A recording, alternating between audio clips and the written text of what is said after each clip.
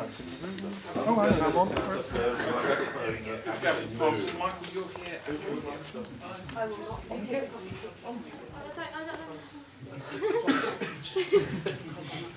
Hi folks. Oh wow, there's so many of you. Well, you all know this is Doctor Who Podcast Alliance, and we've got some guests, because we do interviews, which is what we do.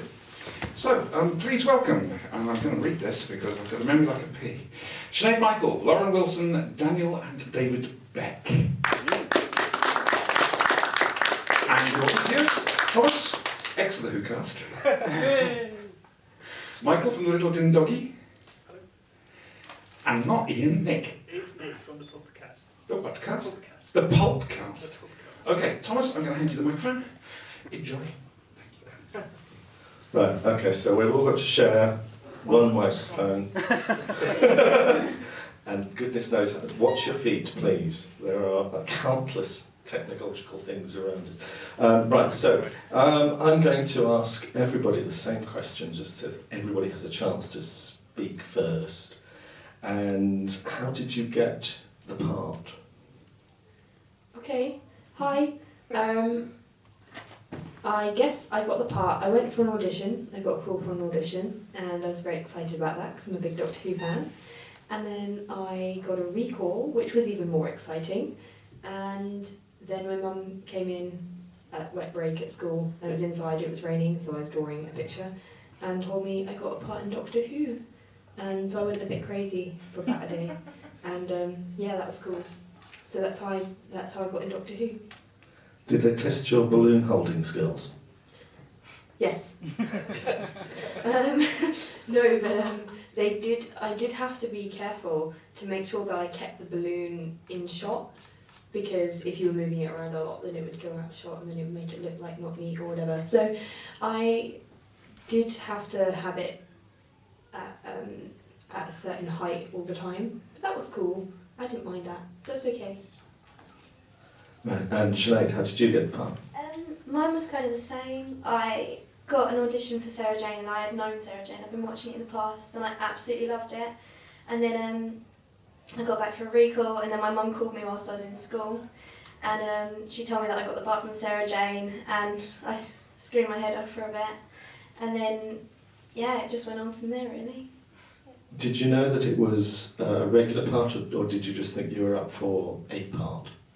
I didn't know that it was going to be as important as it was. That makes me sound, but it was Sarah Jane's daughter. But I didn't think it was going to be as big. I thought it was just going to be, I don't know,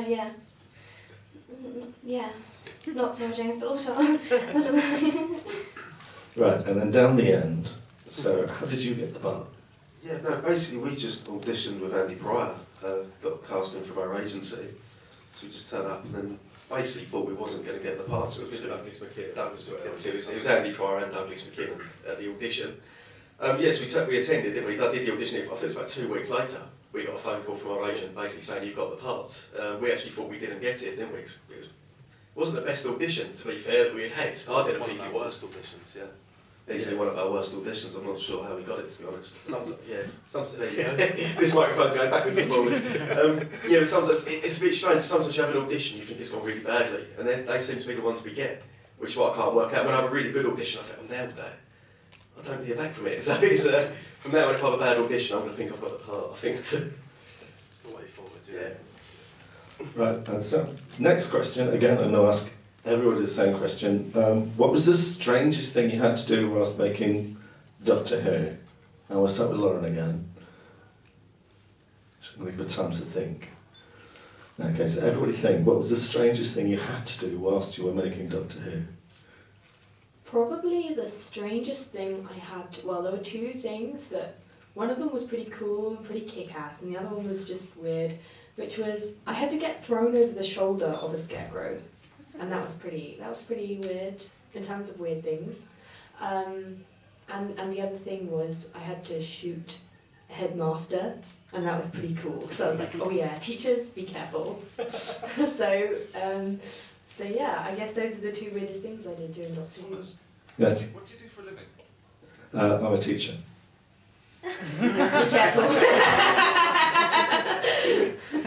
when it comes to head teachers, I might join you on shooting one or two of them that I've had in the past. Right, what about Lauren? Anything strange? No, this is a story. I'm Lauren, this is Sorry, Sinead. Sinead, sorry. It's okay, that's cool. I do it at school all the time. Don't worry about it. I get people's names wrong all the time. So yeah, were you going to move on to Sinead or? Have you done, you said you had two. Sorry, there's something you were on there. Yeah, no, the first one was getting thrown over a scarecrow's shoulder, and the second one was shooting the Oh, headmaster. shooting headmaster, sorry. You will end up shopping the street. Yes, very, very probably. I don't really have any weird ones because I just did a lot of running around really, but I did feel quite uncomfortable trying to like shoot powers out of my hands and stuff. So I did feel quite awkward just having to imagine like, and obviously it felt like you were doing the worst acting ever in the world when you were trying to shoot some blasts and shooting the middle kind across the room. But yeah, there was not really any weird ones. No.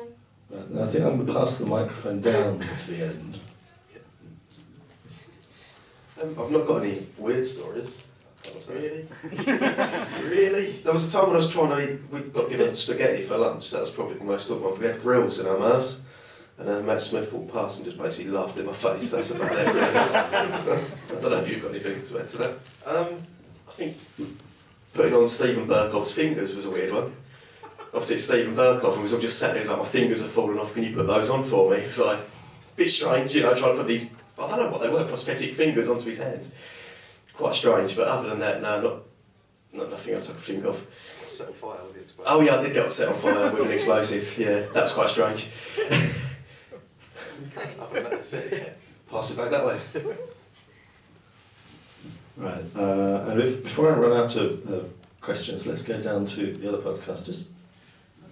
Well, mainly it's going back to what you were saying about having a grill on your face. How long did that take to put on? For those of you not watching, it's How long did it take to put on? It took a couple of hours.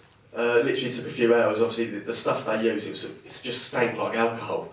So it was quite strong, wasn't it? But obviously we just braved through it. Hardcore and everything. So, but yeah, it took roughly about an hour and a half, 2 hours to put on in the end. So yeah, obviously with the makeup and everything.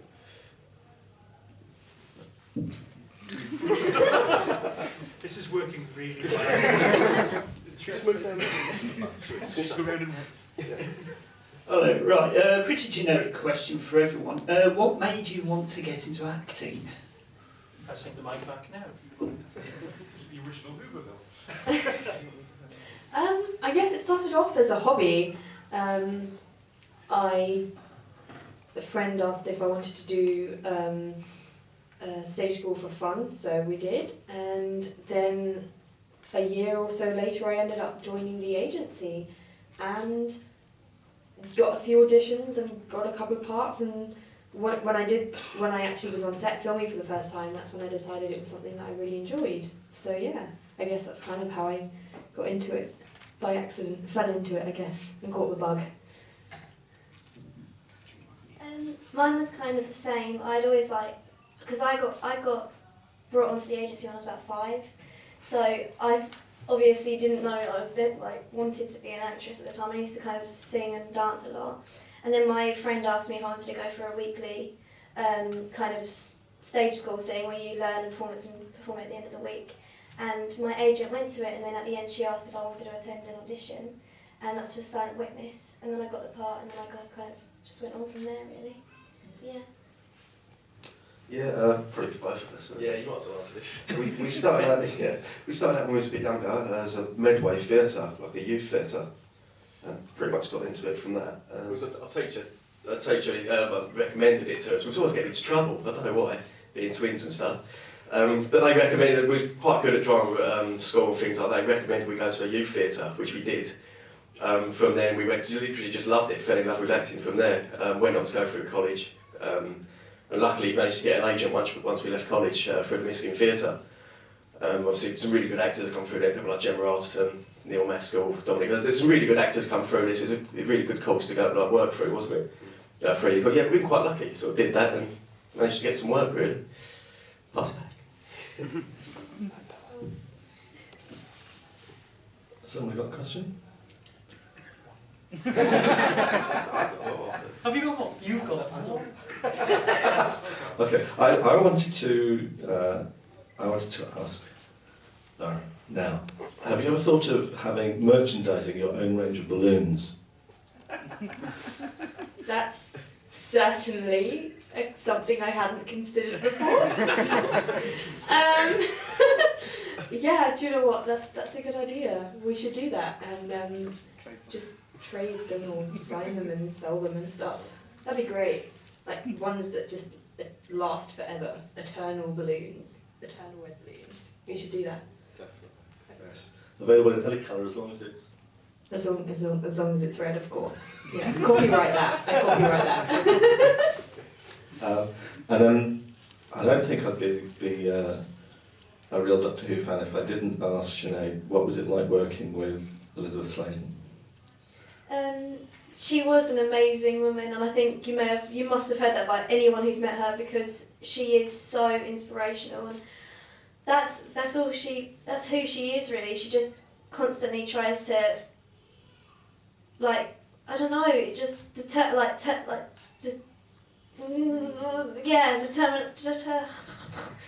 that word, determination, and she was just unbelievable, yeah. And then, how about outside of the actual connections to Doctor Who that you've all had, do you have anything that you particularly like about Doctor Who, other things that you've seen? I mean, I don't know whether anyone here has watched any other episodes or anything, but is there anything outside of your own episodes that you particularly liked? Or do you just watch yourself on television?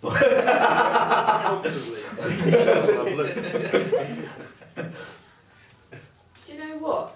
The one episode I really can't watch properly is my own episode. Every other episode of Doctor Who I will watch. I'm a massive Doctor Who fan. So being on the show was crazy. I love it. I love meeting these awesome people. And being a part of it is just crazy for me. But yeah, I love Doctor Who. There's quite a lot about it that I really, really enjoy. So yeah. Your episode was good, if you haven't seen it. It was good. Yes. Yeah. Anybody else? I've got a quick question for everyone. Oh. Actors always like being asked this. What are you up to at the moment? Should we start at the other end, just to mix things up a bit? Stop the music. Nothing. The last one we done was Jamaica In, which is back in April. Yeah. You didn't mumble enough. I'm probably mumbling now, to be honest, because I had a late night. Script was cut out. Other than that, we might be doing a film next Wednesday. I got a call yesterday, but I can't say too much about it. Apparently, it's just a silent film, Yeah. so more script cut out. But That's not like our voices, I don't think. I can't blame them. Yeah, but other than that, not up to too much at the minute. Just auditioning for things and just trying to move forward, basically. There's a film coming out on next Sunday, the 7th of September, and it's kind of a British, like it's performing at the British Urban Film Festival, and it's quite violent, and it's all about kind of gang violence and war and killing people. But I've had a few auditions. I mean, it's been quiet for the last few years because I've had to do my GCSEs. So I kind of came out the agency for a couple of years, and then I've literally just gone back in, and I've had about 5 or 6 auditions in the last couple of weeks, which is promising. Yeah. Good luck with those. Yeah, I mean, I've been pretty much the same. I've just done 3 years of GCSE/AS, and I'm going into my final year. But I'm still trying to keep my options open. Like, I've been off the agency for a bit, but I've got a couple of auditions coming up, and I've also got a big project where I started my own YouTube channel, so I'm trying to get established on there. I hopefully just entertain people. And my friend and I are doing a little web series called the Whovian Review, which is where we review every episode of Doctor Who for the next series. And hopefully that should just be some fun. So we're doing that at the moment. And do people just Google or go into YouTube and put Whovian review and will that find you? Yeah, that should do. It's all listed, it's all tagged. And we have a Facebook page as well, and we post everything on there because we really, really like interaction with other Who fans. So we ask for their opinions and reviews for them to send it to us, and then we read some out every episode. So yeah, so it's cool. Really get a feel of the Who community. I can see somebody in the audience has a question. Excuse me. Hi, I'm Daffy from the Flashing Blade video show, which reviews Doctor Who stuff. Yeah. I just want to ask Lawrence, have you read the book, Human Nature? I just saw a copy of it about 5 minutes before I came in, and I haven't had a chance to buy it yet, but I fully intend to. I have known about it. It's a Sylvester McCoy one as well. I do know my stuff with that. and yeah, I really want to. I've wanted to since I knew about it. It was voted the best one of the whole range. Yeah, it was, and it was written by Paul Cannell, who Never heard of him. he directed the episode actually. So that was even weirder because the guy who wrote the book directed the episode. Cornell directed the episode. Paul, Cannell directed the episode. Yeah. Or maybe he wrote the script. Sorry, it might have been that. I can tell him that though. He was around. He probably did direct it, to be fair. Like, there are just people telling you what to do. Thank you. I've got cookies down here. Okay, I want to send a question down at the end based on what you're up to lately. Another way of putting that would be, what have I seen you in lately? But if I can ask the guys again, might I have heard you in lately? You want that one? Yeah, you go for it. Probably. Well, Jamaica Room was the last one we done. Yeah, obviously that. I don't know, I've had the sort of Transport for London adverts and things like that, Yeah, which were basically on posters, that sort of thing, yeah. Other than that, not a lot, to be honest. It's a bit boring, isn't it? Yeah, it's a bit flat at the moment. Yeah. But there you go, yeah. Yeah. Anyone? Yeah. Right, we asked earlier if you'd watched Doctor Who outside the stories you've been in. Do any of you have a favourite Doctor? And just to make it a bit harder, not the Doctor you appeared with.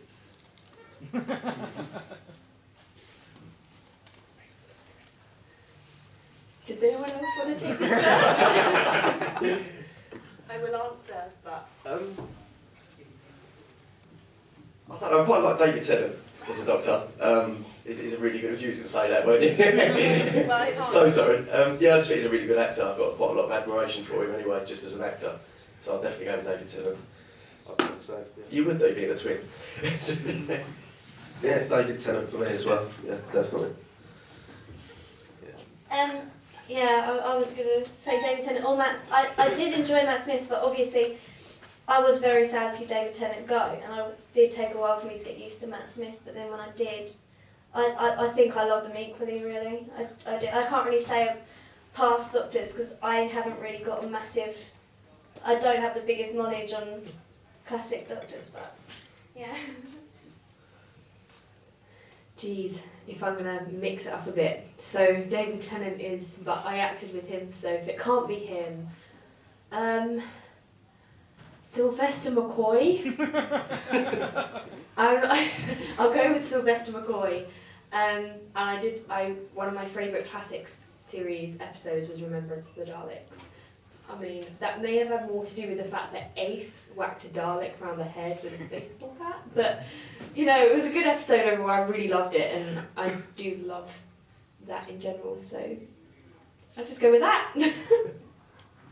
How about... Oh, Basically, the interaction with the fans, when there isn't a stage in the way, how have they been with you? How have fans come across as human? Or most of us are fairly okay, socially-ish. In small doses, yes, but we're all fairly concentrated. We're in one building here, so, you know, have we come across as okay, or have we just scared the bejesus out of you all?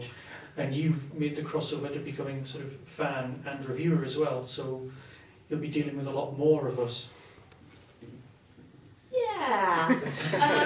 No, actually, I'm not easily scared by fans. No, actually, it's not been so bad. You know, it's really nice that people pay attention. Like, there's so much detail is put into something like Doctor Who, like so much. Like even in last night's episode, you had quips from last night's episode. What were we last week's episode? You had quips from, you know, Chris Eccleston's Doctor, or something that Capaldi did that was a bit like Tom Baker's Doctor, or the thing about the long scarf. Like, there is so much detail put in. It's really, really nice, I think, that people pay attention to it and pick up on it, and it's something that I really think makes the show more real and more engaging, I guess. So it's really nice to see the continuity. It's really nice to see the fans that love it and pick up on it as well. So yeah. Mine, yeah, I have kind of the same. It is lovely to like meet and talk to the fans, and I haven't met anyone that has actually physically scared me. No. Yeah, I think they're all a bit crazy, to be honest, but I think it's got to be though, isn't it? It's Doctor Who, so yeah, I'm all for it, to be honest. I think it'll be great. Yeah, no, I think the fans of the show are amazing, to be fair. I mean, they follow Doctor Who like I follow Chelsea Football Club. They may get a few boos. But yeah, they've all been great, to be fair. They still get letters sent through now, and yeah, everyone's sort of really nice. Sort of, yeah, they talk to you. I've never had anyone sort of be nasty, or you know, everyone's been sort of really supportive. So yeah, they're great, to be fair. Just while the mic's at that end, can I just quickly... While the mic's at that end, oh no, it's not. Can I just ask, if memory serves, you two have got action figures, is that right? I've no idea. I've been told we have, but I've not seen them. You've not seen them. The question was, have you seen them? Yeah. I've seen them. Yeah, little seek them out. I'm sure they're out there. I want one now. I was going to ask, have you seen them and what did you think? But the quest is on. I'm going to have to find one. Yeah. I'll go on a mission today. To eBay. Find one. Right. Yeah. Well, there might be dealers also. Yeah. I'll have a look today. Yes. Well, in that case, I'm going to ask everybody the same question about action figure. If there were an action figure of you, what would you do with it and where would you keep it? And I'm going to pass it down to the end because they've obviously had a little bit of time to think about that, Beck. Yeah. Well, at the moment it's probably still on a shelf in Toys R Us, to be honest. But, What would you do with it? I'd probably put it in a drawer because I couldn't stomach to look at myself for too long. Yeah. You're in full makeup, so it's not you. Yeah, that's an improvement. This is worse. So, there you go. Yeah, I'd probably just keep it, look after it. I don't know. What would I do with it? I don't know. It's a bit of an odd question for me. I'd probably keep it and hope it becomes a collector's item at some point. I doubt it will, but hopefully one day. You never know. Fingers crossed. I don't really know, because I don't really know what my friends would take of that if they came around and saw that I had a small figure of myself on my shelf. I think I'd have to either probably hide it. I'd probably hide it and have like that kind of secret kind of memory of how I'd have a small figure of myself. That's quite strange. Yeah.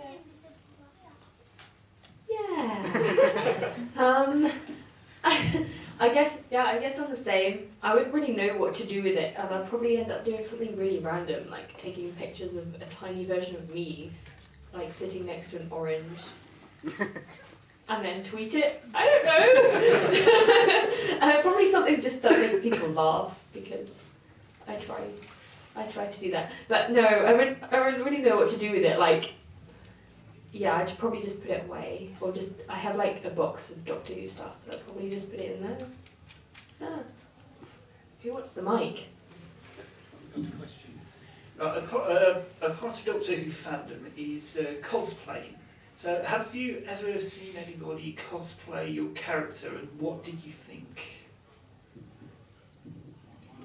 I have seen a picture once of someone cosplaying my character for some gathering. I wasn't there, I didn't actually see them.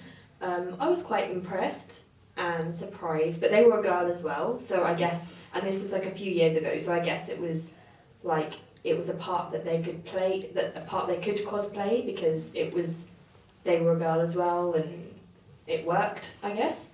I don't really see a lot of cosplays of my character. There is a scarecrow going around today, so I had a picture with him, and he was cool, and it was a very, very accurate cosplay, which I find really impressive about it. So yeah. I haven't seen any, but I was looking on the internet the other day because I was trying to find out more about COD and this Whooverville, and I came across they're selling my uniform from Sarah Jane. They're selling it on the internet, and I think they've already sold it, and it went for about something ridiculous like £160, which is that's quite weird for me that someone bought my uniform for over £100. But yeah, someone might cosplay with that. I don't know. I've not seen anyone. It really is. Honestly, I'm going to spend 3 hours in cosmetics, and I can't really see it, to be honest. But I'm all for it. Crack on. I'd love to see it. Yeah. Much the same, to be fair. Yeah. Much the same. Just going back to the prosthetics and the makeup, can I ask how long it took? And if it took a long, I imagine it took a fair amount of time. What did you do whilst they were doing it? Because I assume you can't talk. No, you could talk up to a point until they got to your mouth area. It's basically just latex that is glued on. But I just spent my time reading newspapers, Facebook, Twitter, the usual, really. Drinking tea through a straw. If you had an itch, you was just stuffed, basically. There wasn't a lot you could do, yeah. Yeah, no, it was quite awkward. Little things like trying to eat and things like that, it was just ridiculous. Trying to eat with that on. Because like the grill at the front came out, but it was such a tiny hole, and you're trying to eat food, it was just, no, it was a joke.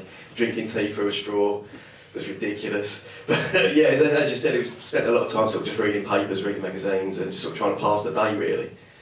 That's all we could do, wasn't it, really? Has any of you had any, apart from Doctor Who, any costumes that were either really wonderful and you wish you could have taken home, maybe you did, or anything that was just really uncomfortable and you couldn't wait just to get rid of it at the end of the part? I've got a lot of shaking heads.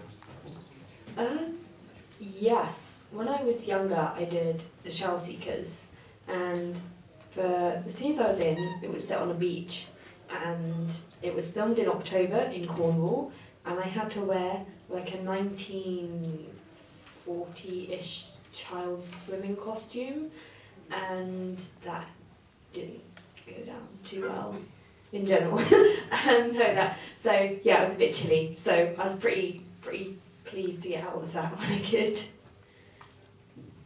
Anybody else? No? Okay, right, well, I think that's everything. I'd like to thank everybody for answering those questions without knowing what on earth we were going to ask. It's been an absolute pleasure. I hope you've enjoyed it and not found it too strange.